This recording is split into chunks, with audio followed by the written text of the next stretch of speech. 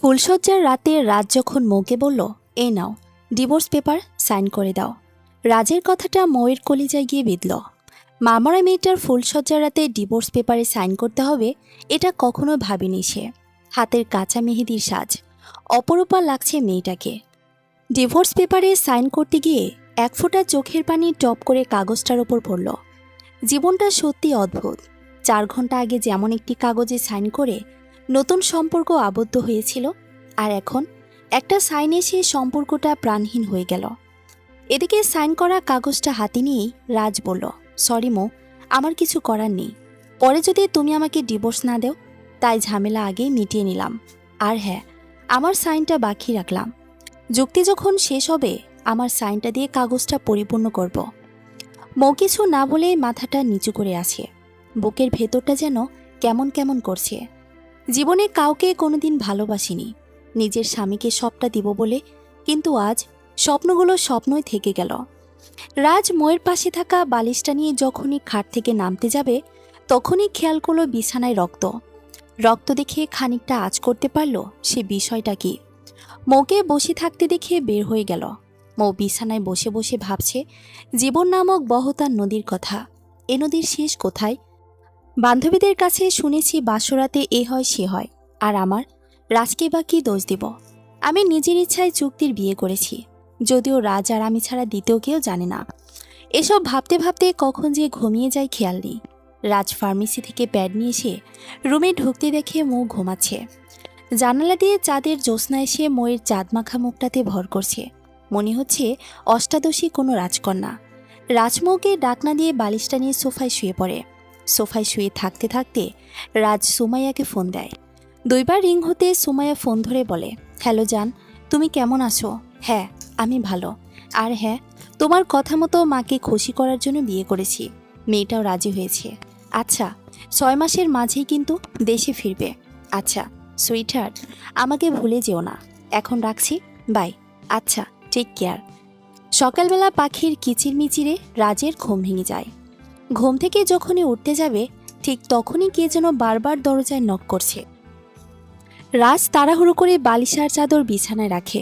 মৌয়ের দিকে তাকিয়ে দেখে মৌ এখনও ঘুমাচ্ছে। রাজ মৌকে ডাকনা দিয়ে দরজা খুলতে দেখে ঋতু চা নিয়ে দাঁড়িয়ে আছে। আজকে চাঁদ কোন দিকে উঠল যে আমার বোন আমার জন্য চা নিয়ে আসলো? চা দেখলে মনে হয় তোমার জন্য নিয়ে আসি। আসলে আমি চা তো ভাবির জন্য নিয়ে আসি। ঋতু চা নিয়ে দেখে মৌ উঠে পড়েছে। মৌয়ের কাছে চাটা রেখে বলল, ভাবি তোমার চা। তুমি চা নিয়ে আসছো কেন? আর আমি সকালে চা খাই না। তো কি হয়েছে, এখন থেকে খাবে? আচ্ছা। চা খেয়ে মৌ যখন শাওয়ার নিতে যাবে, এমন সময় রাজ মৌয়ের হাতটা ধরে ফেলল। মৌ রাজের হাতের স্পর্শে কেমন যেন কেঁপে উঠল। লজ্জামাখা দৃষ্টিতে রাজের দিকে তাকালো। রাজ প্যাটটা মৌয়ের হাতে দিয়ে বলল, আমি তোমার স্বামী। আশা করি এসব কিছু গোপন রাখার দরকার নেই। আমি কাল রাতে বুঝতে পেরেছি তোমার সমস্যা হচ্ছে। মৌ রাজের মুখে এমন কথা শুনে লজ্জায় জড়সড় হয়ে গেল। মনে মনে ভাবতে লাগলো, মানুষটাকে যতটা খারাপ ভেবেছিলাম ততটা খারাপ না, ভালোবাসায় যায়। মৌরাজকে যতই দেখে ততই মুগ্ধ হয়, ঠিক তার কল্পনায় পুরুষটার মতো। মৌ ঘুমালে একজনকে স্বপ্ন দেখত, আর সেই স্বপ্নটা যে এভাবে সত্যি হবে সে কোনোদিন ভাবতেই পারেনি। মৌ শাওয়ার শেষ করে গোলাপি রঙের একটা শাড়ি পরে যখন রুম থেকে বের হবে, তখন পেছন থেকে রাজ ডেকে পড়ল, কি সবাইকে তোমার মেদহীন পেট দেখাবে নাকি? নাকি তোমার নাভি দেখিয়ে আমাকে মুগ্ধ করতে চাইছো? এসব বাজে মেয়েরা করে। মৌ রাজের কথা শুনে কাঁদো কাঁদো ভাবে বলল, কি করব, আমি শাড়ি পরতে পারি না। একটু পরিয়ে দেবে? কাছে আসো। শাড়ি পরাটাও পারো না? কি পারো? রাজ ধমক দিয়ে মৌকে শাড়ি পরানো শিখিয়ে দিল। শাড়ি পরা শেষ হলে মৌকে দেখিয়ে রাজের মা বলে, বৌমা তুমি রান্নাঘরে আসছো কেন? কেন মা, আপনি আসতে পারলে আমি কেন পারবো না? মা, আমি আপনার মেয়ের মতো, আপনি এসব আর করবেন না। ধুর পাগলি, আসো একসাথে রান্না করি। মৌ খুশি হয়ে যায়। সত্যি মায়ের আদর বোধ হয় এমনই হয়। এদিকে দেখতে দেখতে 2 মাস হয়ে যায়। 2 মাসে মৌ রাজের পরিবারের একজন হয়ে যায়। পরিবারের প্রতিটা মানুষ মৌকে ভালোবাসে, শুধু রাজ ছাড়া। মৌ জানে রাজের হৃদয়ে শুধু সুমাইয়ার বসবাস, আর তাকে বিয়েটাও করেছে শুধু তার মায়ের জীবন বাঁচাতে। ও সময় যদি ওর মায়ের কথা না শুনতো, তাহলে অনেক বড় বিপদ হয়ে যেত। মৌরাজকে যতই দেখে ততই বিমোহিত হয়, কারণ মৌ হয়তো আগে এমন কোনো পুরুষ দেখেনি। প্রায় 6 ফুটের কাছাকাছি লম্বা, নীল রঙের শার্ট পরলে যে কোনো মেয়ে প্রথম দেখায় প্রেমে পড়ে যাবে। রাজের এক বান্ধবীর বিয়েতে রাজ মৌকে নিয়ে দাওয়াত খেতে যাবে বলে মৌকে রেডি হতে বলে। মৌ যখন রেডি হয়ে চলে যাবে তখন রাজ মৌকে ডাক দিয়ে তার হাতে একটা প্যাকেট তুলে দেয়। মৌ খানিকটা অবাক হয়ে বলে, কি এটাতে? খুলে দেখো। মৌ খুলে দেখে যে একটা শাড়ি। মৌ শাড়ি দেখে যতটা না খুশি হয়েছে তার চেয়ে বেশি মন খারাপ করেছে। মৌয়ের মন খারাপের কারণটা রাজ বুঝতে পেরেছে, কারণ রাজ জানে মৌ ঠিকমতো শাড়ি পরতে পারে না, তার ওপর বিয়েবাড়ি যাচ্ছে। তাই মৌকে বলল, কি হলো, শাড়ি পছন্দ হয়নি? হয়েছে। তো শাড়ি নিয়ে দাঁড়িয়ে আছো কেন? আমি পরতে পারি না শাড়ি। রাজ মজা করার জন্য বলল, তো কি পারেন, খেতে? আপনার মা আপনাকে শাড়ি পরাও শেখায়নি? যেখানে ক্লাস 5-এর মেয়ে শাড়ি পরতে পারে। কি করব, আমার মাকে আমি দেখিনি। বাবার কাছে শুনেছি আমাকে জন্ম দেওয়ার সময় মা মরে গেছে, দুধটাও খেতে পারিনি। আমার মা মরার জন্য বাবা 1 বছর আমার মুখটা পর্যন্ত দেখেনি। বাবা মাকে অনেক বেশি ভালোবাসতো। বাবার ধারণা ছিল আমার জন্যই মা মারা গেছে। রাজ স্পষ্ট দেখতে পেল ময়ের চোখের কোণে পানি। কি বলবে ভেবে পাচ্ছে না। সত্যি শাড়ি পরার কথাটা মাকে টেনে বলা উচিত হয়নি। আচ্ছা, তুমি শাওয়ার নিয়ে আসো, আমি তোমাকে শাড়ি পরিয়ে দেব। মৌ কিছু না বলে শাওয়ার নিতে চলে গেল। শাওয়ার নিয়ে টাওয়াল পরে যখনই রুমে আসে, এসে দেখে রুমে রাজ। দেখে থরথর করে কাঁপতে লাগলো। লজ্জায় ময়ের গাল মুখ লাল হয়ে যাচ্ছে। এভাবে কিছুক্ষণ দাঁড়িয়ে থেকে মৌ বলল, আপনি রুমের বাহিরে যান, আমি শাড়ি পরে আসছি। মৌ রাজকে জোর করে বাহিরে বের করে দিয়ে কোনো রকম শাড়ি পরল। রাজ রুমে এসে দেখে লুঙ্গির মতো শাড়ি পরেছে মৌ। সে হাসবে না কাঁদবে ভেবে পাচ্ছে না। মৌকে ডাক দিয়ে বলল, কাছে এসো। আর এভাবে শাড়ি পরে? আসবো না আপনি, আপনি পচা। তখন বসে থেকে সব দেখে নিয়েছেন। আপনি এত লুচু কেন? ধ্যাত, মেয়ে মানুষের এই একটা সমস্যা, উপকার করতে গেলেই ভাবে লুচ্চামি করছে। আর তুমি যেভাবে শাড়ি পরেছ না, ছেলেরা এর চেয়ে ভালো লুঙ্গি পরে। এখন কাছে আসো। মৌ অনিচ্ছা সত্ত্বেও রাজের কাছে আসে। রাজ একটান দিয়ে শাড়িটা খুলে ফেলে, সুন্দর করে কুচি দিয়ে সুন্দর করে পরিয়ে দেয়। রাজ শাড়ি পরিয়ে দিয়ে মৌয়ের দিকে তাকিয়ে দেখে মুখটা সূর্যের মতো লালাকার ধারণ করেছে, চোখ দুটি বন্ধ, আর মুখ দিয়ে বিড়বিড় করে আল্লাহ আল্লাহ করছে। রাজ আজকে বুঝতে পারল সত্যিই লজ্জা নারীদের ভূষণ। লজ্জা পেলে মেয়েদের এত সুন্দর লাগে তার ধারণাতেই ছিল বিষয়টা। রাজ ময়ের গায়ে টাচ করতেই মৌ চমকে ওঠে। এই, কি হলো, ভয় পেলে নাকি? তোমার শাড়ি পরা শেষ, যদি ময়দা মাখতে হয় তাহলে একটু লেট করতে পারো। মৌ রাজকে কিছু না বলে ড্রেসিং টেবিলের সামনে চলে গেল। আয়নার সামনে বসে কাজলের কৌটোটা থেকে এক বিন্দু কাজল নিয়ে চোখের ভ্রুতে লাগিয়ে নিল। কপালের ঠিক মাঝখানটায় কালো রঙের একটা ছোট্ট টিপ বসিয়ে বের হয়ে গেল রুম থেকে। রাজ ময়ের থেকে চোখ ফেরাতেই পারছে না, কিন্তু না, ময়ের দিকে নজর দেওয়া যাবে না। আমার যা ভালোবাসা সব আমার প্রিয়তমা সুমাইয়ার জন্য। রাজ গাড়িতে বসে সুমাইয়ার সাথে কথা বলছে। মৌ পাশে বসে আছে।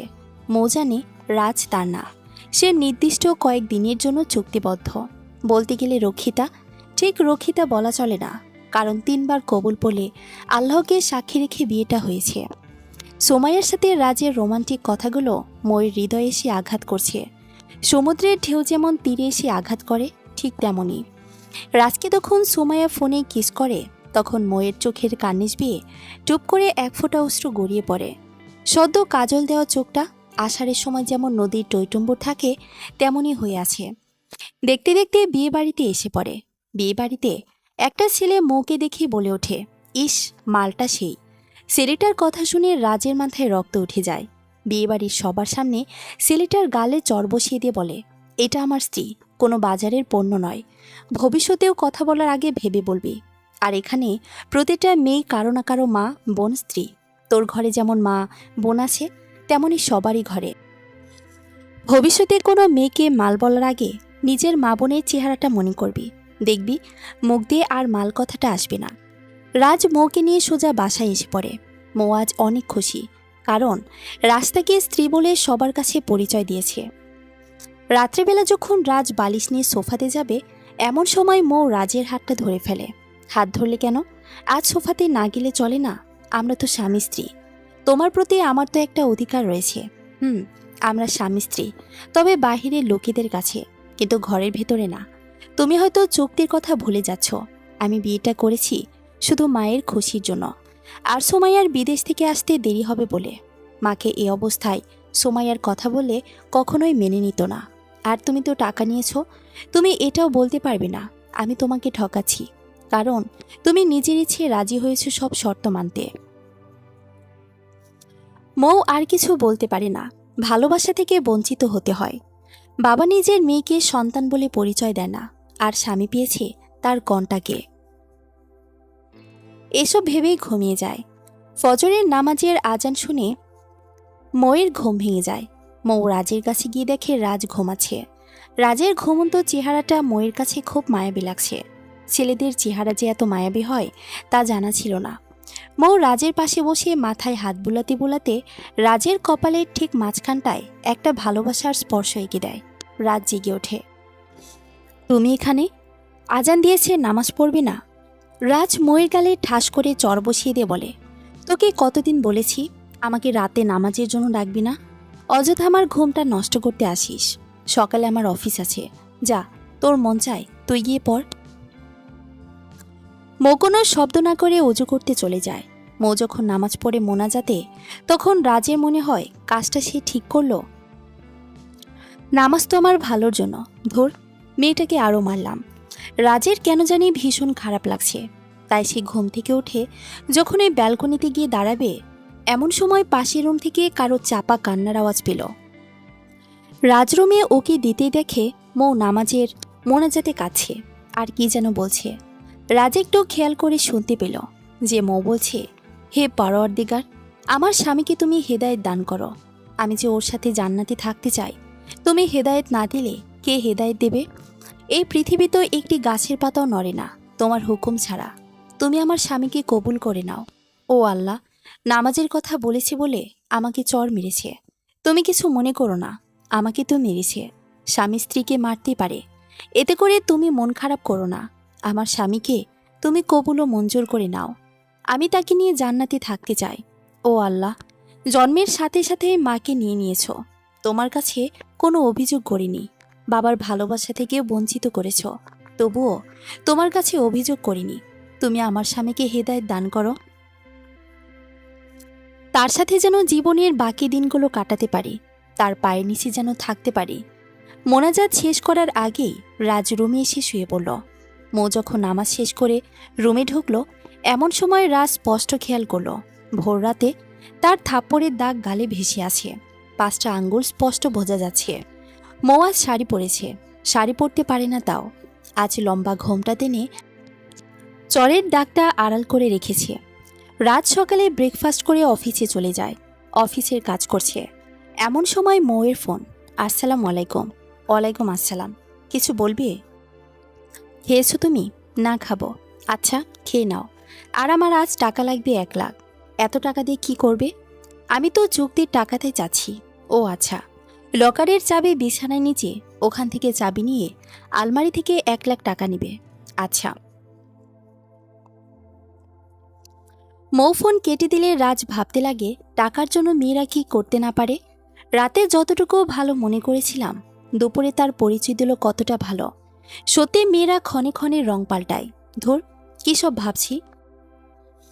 লাঞ্চের সময় রাজ ক্যান্টিনে যখন সকল কর্মচারীদের সাথে খেতে যায়, ঠিক তখনই পকেটে থাকা ফোনটা বেজে ওঠে। রাজ ফোনটা বের করে দেখে আননোন নাম্বার। ফোনটা রিসিভ করতেই ওপাশ থেকে একটা মেয়ে বলে, জান তুমি কোথায়? রাজ ফোনের নাম্বারটা আবার দেখে বলল, ও মাই সুইটহার্ট, তুমি দেশে এসেছো? আমাকে একটা ফোন তো দিতে পারতে। সারপ্রাইজ তাই বুঝি? হ্যাঁ তাই। তুমি বাইরে বের হও। আচ্ছা। রাজ বাইরে বের হতেই সুমাইয়া রাজকে এসে দড়িয়ে ধরে। রাজ সুমাইয়াকে দেখে চমকে যায়। এ সুমাইয়ার রাস্তা তো, এভাবে জড়িয়ে ধরে আছো? সবাই তো ফ্রিতে সিনেমা দেখছে। ধ্যাত, তোমাকে ধরবো না কাকে ধরবো বলো তো?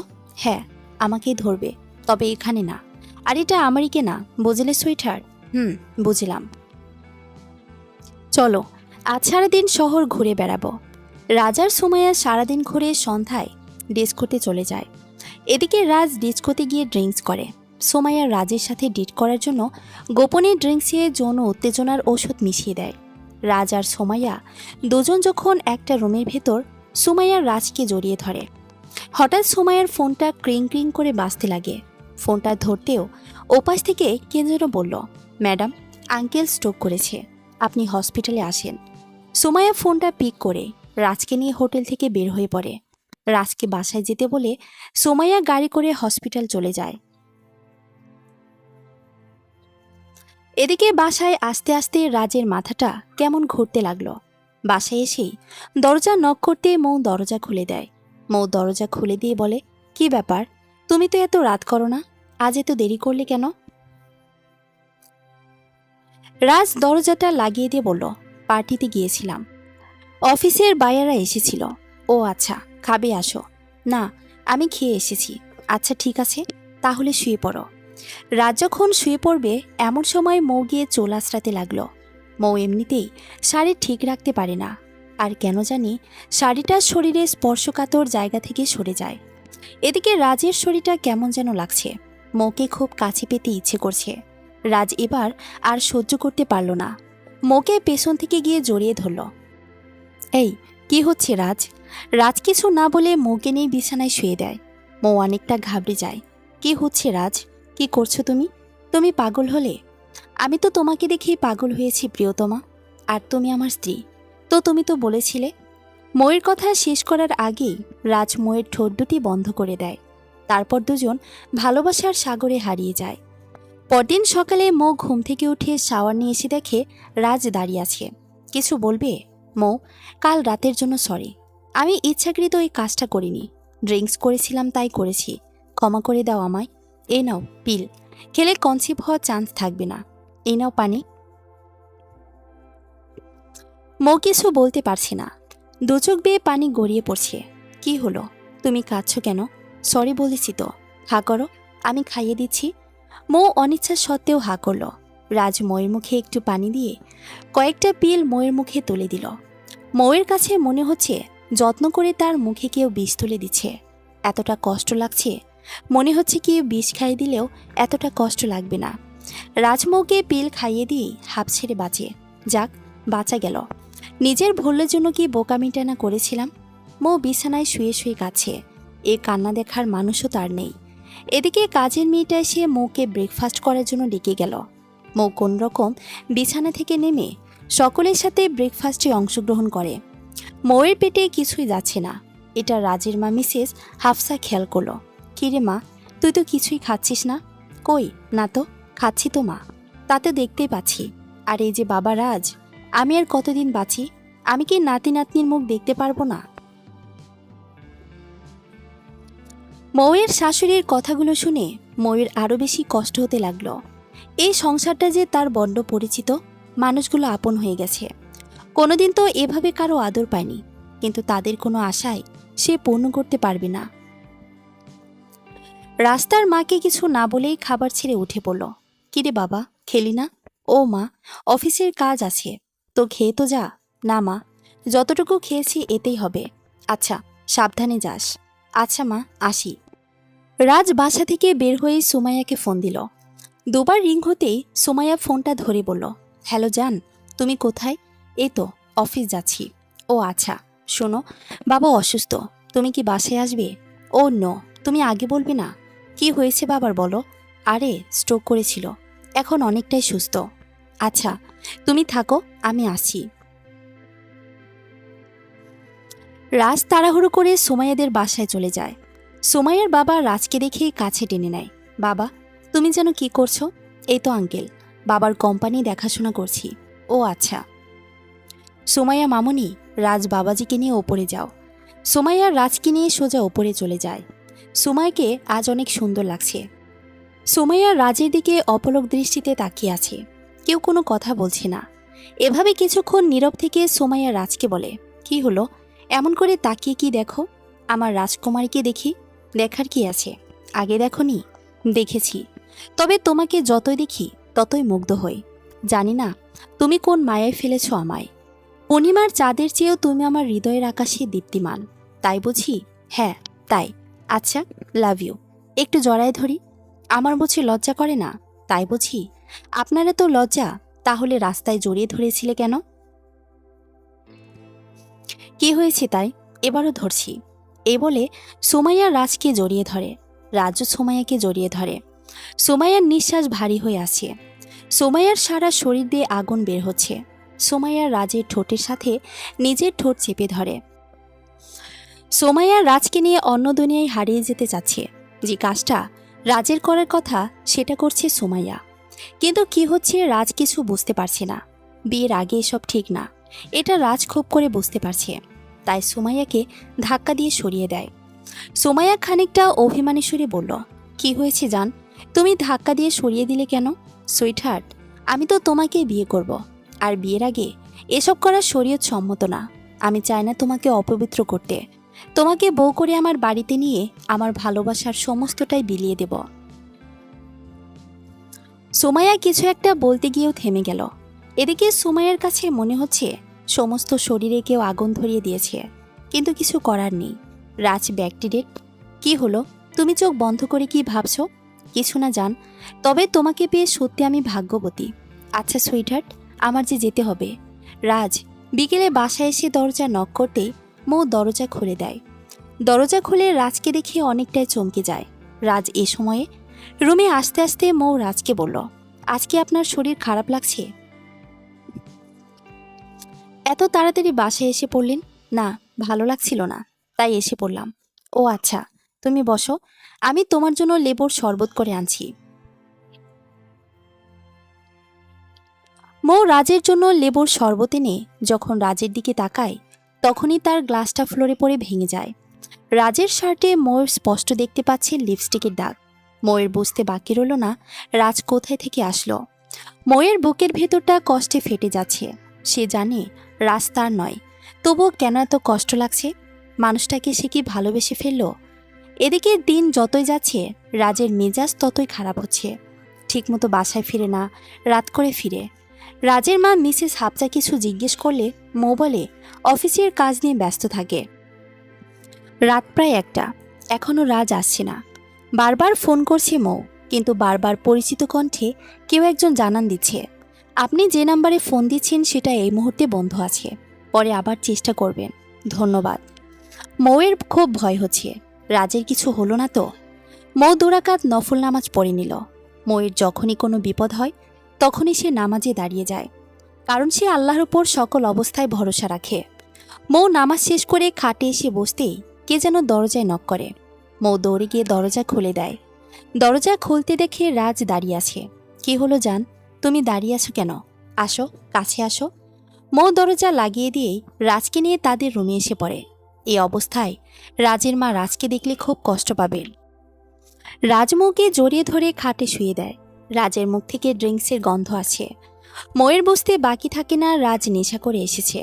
রাজ মৌকে বুকের সাথে ঝাপটে ধরে বলে, বউ, আমি তোমাকে আর কোনোদিন কষ্ট দেব না, ভালোবাসি তোমায়। মৌ রাজকে ছাড়াতে গিয়েও পারে না। রাজ মৌয়ের গা থেকে শাড়িটা আস্তে আস্তে খুলতে থাকে। মৌ কেমন যেন কেঁপে ওঠে।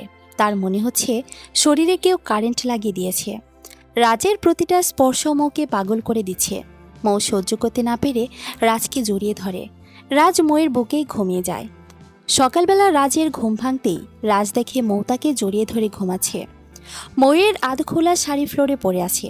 মৌকে রাস্তার বুক থেকে সরাতে পারছে না। রাজ মৌকে এভাবে দেখে অনেকটা রেগে যায়। মৌকে 2বার জোরে জোরে ডাক দিতেই মৌ ঘুম থেকে উঠে ভয় পেয়ে যায়। কাঁপা কাঁপা কণ্ঠে বলে, কি হয়েছে আপনার? কিছু হয়নি। আর হ্যাঁ, তুই কি ভেবেছিস তোর বুকের কাপড় মাটিতে ফেলে রাখলেই আমি তোর প্রেমে পড়ে যাব? কখনোই না। মৌ শাড়িটা গায়েতে পেঁচাতে পেঁচাতে বলল, কাল রাতে আপনি তো জোর করে আমার শাড়ি খুলেছেন। ঠাস, লজ্জা করে না? তুই যদি নগ্ন হয়েও থাকিস এই রাজ তোর দিকে ফিরেও তাকাবে না। তোর শাড়ি খোলা তো দূরের কথা, আমার সম্পত্তি লোভে তুই প্রেমের জালে ফাঁসাতে চাস। এই জন্যই বাসরাতে তোর সাইন নিয়ে নেয় ডিভোর্স পেপারে। মৌ কিছু না বলেই শুধু 2 চোখের অশ্রু ঝরাতে লাগলো। এদিকে রাত চলে গেলেই মৌ 2বার করে বমি করে দিল। মাথাটা কেমন যেন ঘুরছে। বিকেলবেলা বাইরে যাওয়ার নাম করে হসপিটালে গিয়ে ডাক্তারকে সবকিছু খুলে বলল। ডাক্তার কিছু পরীক্ষা নিরীক্ষা করে বলল, খুশির খবর, আপনি মা হতে চলেছেন। ডাক্তারের কথাটা আনন্দের হলেও ময়ের চোখে অজান্তে জল এসে ভর করল। কি হলো, আপনি কাঁদছেন কেন? ম্যাডাম খুশিতে চোখে জল চলে গেছে। ও আচ্ছা, আর হ্যাঁ, সবসময় সচেতন থাকবেন। ধন্যবাদ, আমি এখন আসি। আচ্ছা। মৌ হসপিটাল থেকে বের হয়ে সোজা বাসায় এসে পড়ে। মৌ বাসায় এসে ভাবতে লাগে, কাজটা কি সে ঠিক করলো? রাজের করা না সত্ত্বেও বেবিটা সে নিল। মৌ কিছু ভাবতে পারছে না। রাজ যদি শুনে সে প্রেগনেন্ট, সে কি ভাববে? রাজকে কোনোভাবে প্রেগনেন্টের কথা বলা যাবে না, বলা যাবে না। সেদিন যখন রাজ পিল দেয় তখন সে পিল না খেয়ে মুখে রেখে দেয়, আর যখন রাজ চলে যায় তখন মুখ থেকে পিল ফেলে দিয়েছে। একথা শুনলে সে অনেক রাগ করবে। এসব ভাবতে ভাবতেই চোখে জল এসে যায়। রাজ যদি বাবার পরিচয় না দেয়, সবাই কি বলে ডাকবে? এসব ভাবতে ভাবতে বুক ফেটে কান্না আসে ময়ের। বিকেলবেলা আসরের নামাজ পড়ে মৌ যখন বসে আছে বিছানায়, এমন সময় ঋত্য আর রাজের মা আসলো। মৌ দাঁড়িয়ে সালাম দিয়ে বলল, মা কিছু বলবেন? ঋত্যের কলেজ ছুটি, আর ওদিকে আমার ভাইটাও অসুস্থ। সকালে রাজকে বলেছিলাম সবাই মিলে যাব, আর রাজ তো যেতে পারবে না। এদিকে বাড়ির কাজের মহিলাটাও ছুটি নিয়েছে। ভাবছিলাম তোমাকে নিয়ে যাব, কিন্তু নিতে পারছি না বৌমা। আরে মা, আপনারা যান। রাজকে ছেড়ে আমি কিভাবে যাব? সত্যি বৌমা, তোমাকে ছেড়ে যেতে খারাপ লাগছে। এদিকে ভাইটাও ছাড়ছে না, নাছরবান্দা যেতেই বলেছে। আচ্ছা মা, আপনি চিন্তা করবেন না। ঠিক আছে মা, আমরা তাহলে যাই। আর হ্যাঁ, মন খারাপ করো না মা, আর রাজকে দেখে রেখো। আচ্ছা। এদিকে ঋত্য আর রাজের মা চলে গেলে মৌ রান্না করে রাজের জন্য অপেক্ষা করছে। রাজ রাতে এসে দেখে মৌ খাবার টেবিলেই ঘুমিয়ে গেছে। মৌকে ডাক দিতে গিয়েও ডাক দিল না। রাতের কথা ভেবে মনটা খারাপ হয়ে যায় রাজের, তাই মৌকে ডাক না দিয়ে শুয়ে পড়ে।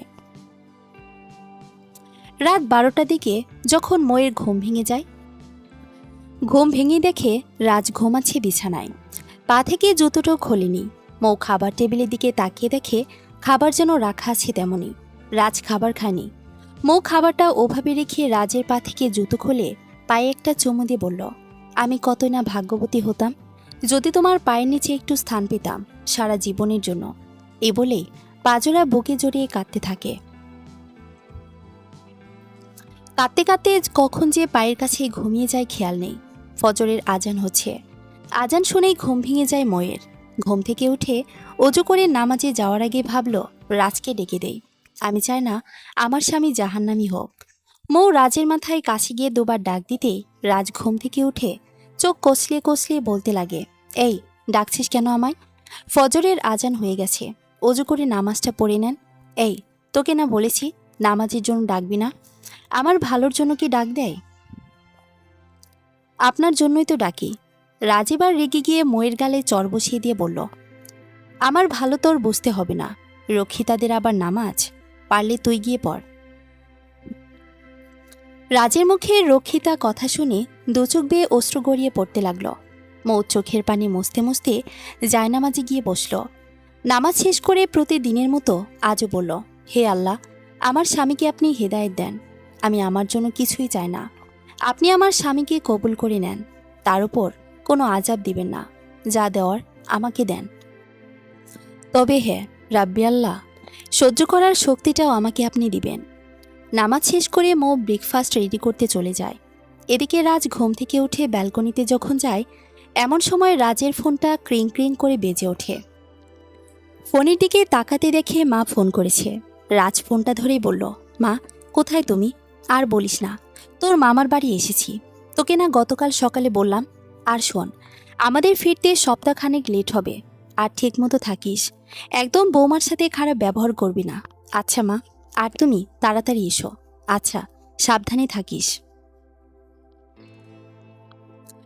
রাজ ফোনটা কেটে দিয়ে ব্রেকফাস্ট করে যখন রেডি হচ্ছে, এমন সময় মৌ বলল, আপনাকে নীল কোটটি অনেক সুন্দর লাগে। রাজ গায়ে থেকে নীল কালারের কোট খুলে কালো রঙেরটা পরে বের হয়ে গেল। রাজ অফিস গিয়ে দেখে তার চেয়ারে সুমাইয়া বসে আছে। রাজকে দেখে সুমাইয়া জড়িয়ে ধরে, এই কি করছো?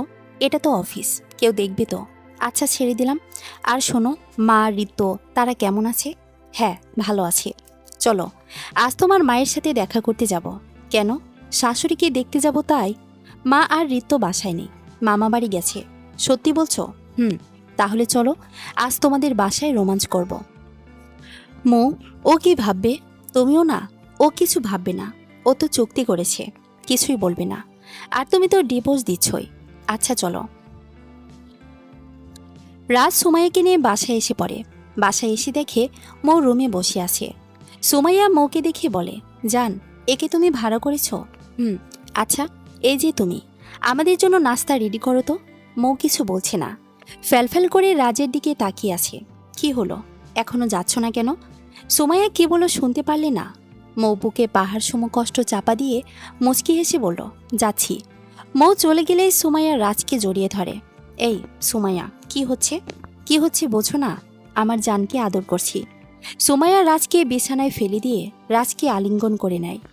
এদিকে মৌ নাস্তা রেডি করে নিয়ে এসে যখন দরজা ধাক্কা দেয়, এমন সময় দেখে সুমাইয়া আর রাজ অর্ধ উলঙ্গ।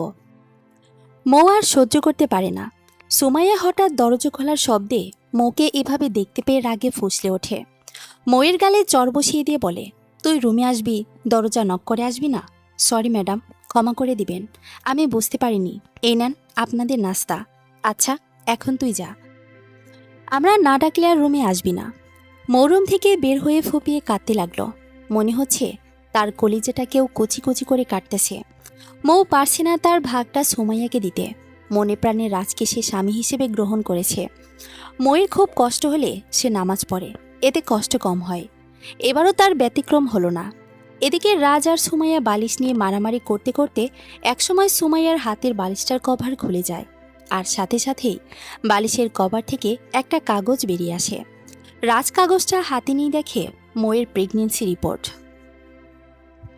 রাজের মাথায় রক্ত উঠে যায়। রাজ রিপোর্ট নিয়ে দৌড়ে বের হয়। রাজের মন চাচ্ছে কালনাগিনীটাকে এক্ষুনি মেরে ফেলি। রাজ রুম থেকে বের হয়ে দেখে মৌ নামাজের মোনাজাত শেষ করে যখন জায়নামাজ থেকে উঠে দাঁড়ায়, রাজ তখনই মৌয়ের গালের সজোরে থাপ্পড় বসিয়ে দেয়। মৌ মাথা ঘুরে জায়নামাজে পড়ে যায়। নাক ফেটে রক্ত জায়নামাজে পড়তে লাগে। মৌ এক হাতে নাক চেপে ধরে রাজের দিকে অসহায় দৃষ্টিতে তাকায়। রক্তে হাত ভেসে যাচ্ছে। এই, তুই কার সাথে পেট বাজিয়েছিস আর কার সন্তান আমাকে গজিয়ে দিতে চাইছিস? মৌ কিছু বলতে পারছে না, ফ্যালফ্যাল করে রাজের দিকে তাকিয়ে আছে। এভাবে তাকাবি না, তোর নষ্ট মুখ আমার দেখতে মন চাচ্ছে না। আমার খাস, আমারটাই পড়িস, আমার বাড়িতে থাকিস, তারপর অন্য ছেলের কাছে নিজের দেহ বিলিয়ে দেস। আপনি প্লিজ চুপ করেন। আমার গর্ভে যে সন্তান, এটা আপনার কয়েক মিনিটের ভালোবাসার ফসল। এই চুপ কর, নষ্টা মেয়ে। আমি তোকে নিজ হাতে পিল খাইয়েছি, আর তুই কিনা বলিস তুই প্রেগনেন্ট। একটা পাগলে বলবে তোর গর্ভে একটা জারজ সন্তান। প্লিজ চুপ করবেন আপনি। আল্লাহর শপথ করে বলছি, আমার গর্ভে যে সন্তানটা, সেটা আপনারই। আপনি সেদিন যখন আপনি আমাকে পিল খাওয়ানোর জন্য পিল মুখে তুলে দেন, আমি তখন পিলটাকে খাইনি, মুখে রেখেছিলাম। পারিনি সেদিন পিল নামক ছোট্ট বিষটা আমার ভেতর জন্ম নেওয়া একটা জীবনকে হত্যা করতে। আমি পারিনি আপনার দেওয়া পিল খেতে। আর আমার গর্ভে যে সন্তান বড় হচ্ছে, সেটা আপনারই সন্তান। ভয় পাবেন না, চুক্তি শেষ হলেই চলে যাব। আপনাকে আমার গর্ভের সন্তানের পরিচয় দিতে হবে না, তবুও জারজ বলবেন না। জন্মের আগে ওর নামে মিথ্যা অপবাদ আল্লাহ সহ্য করবে না। আর বিশ্বাস করেন, আপনি ছাড়া কোনো পুরুষ আমাকে স্পর্শ করেনি। আপনি আমাকে রক্ষিতা বা পতিতা যাই কিছু ভাবেন না কেন, আমি আপনাকে স্বামী হিসেবেই ভাবি। যতদিন চুক্তি আছে ততদিন আপনি আমার স্বামী। মহান আল্লাহ তাআলাকে সাক্ষী রেখে আপনাকে বিয়ে করেছি। মৌয়ের মুখে এমন কথা শুনে সুমাইয়ার অগ্নিমূর্তি ধারণ করে। মৌয়ের বাম গালে সজোরে থাপ্পড় বসিয়ে দেয়। মৌ সুমাইয়াকে কিছু না বলে রাজের দিকে অসহায়ের দৃষ্টিতে তাকায়।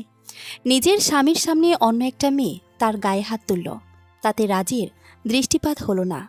মৌয়ের চোখে পানি আর বাধা মানল না। চোখের পানি মুক্তোর দানার মতো টপ টপ করে পড়ছে।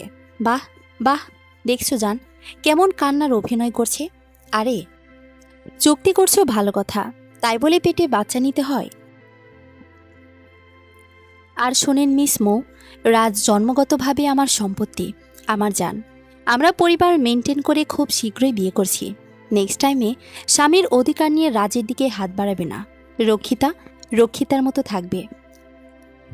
চলো যান, সময় নষ্ট হচ্ছে।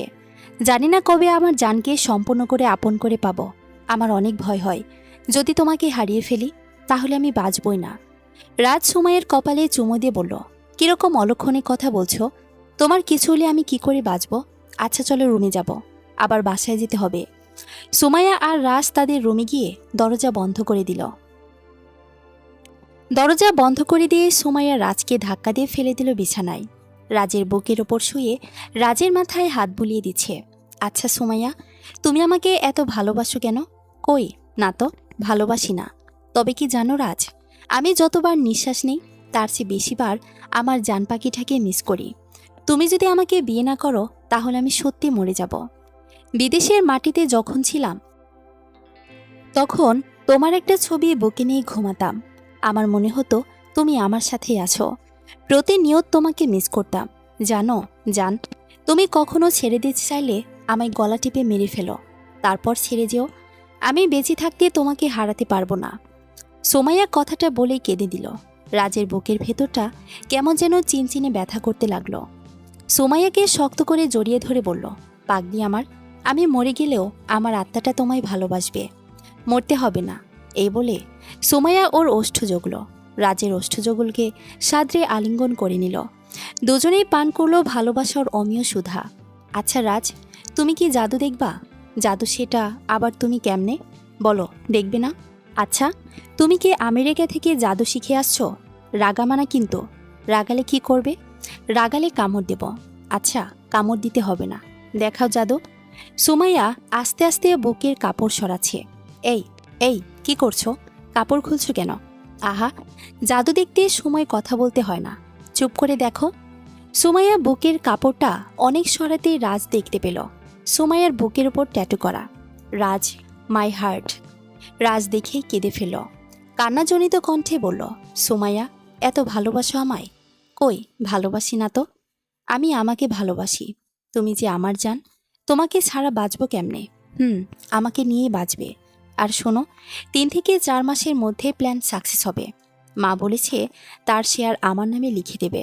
তখন মা আর আমার সিদ্ধান্তের উপর কথা বলতে পারবে না। মৌকে ডিভোর্স দিয়ে দেব। সত্যি বলতে মৌ এখন দাবার গুটি, ওকে দেখে শুনে চালতে হবে। মায়ে যান, এখন আদর করো, পাপ্পি দাও।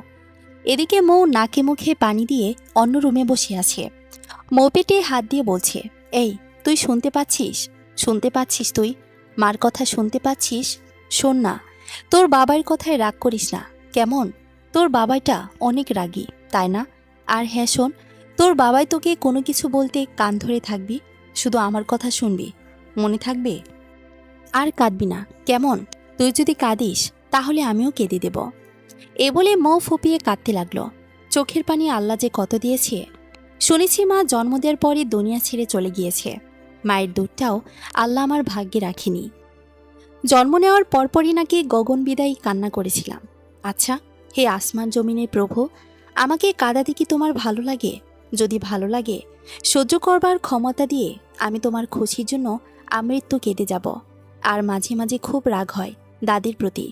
ছোটবেলা বাবা যখন গলা চেপে ধরেছিল তখন কেন বাঁচিয়েছে? অপয়া মেয়েদের বাঁচতে হয় না।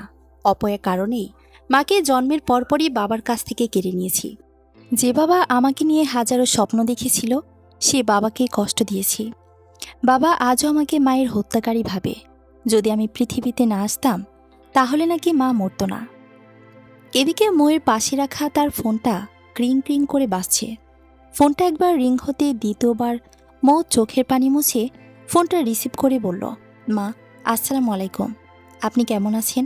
হ্যাঁ মা, তোর দোয়াতে ভালোই আছি। আমার মাটা কেমন আছে? আলহামদুলিল্লাহ।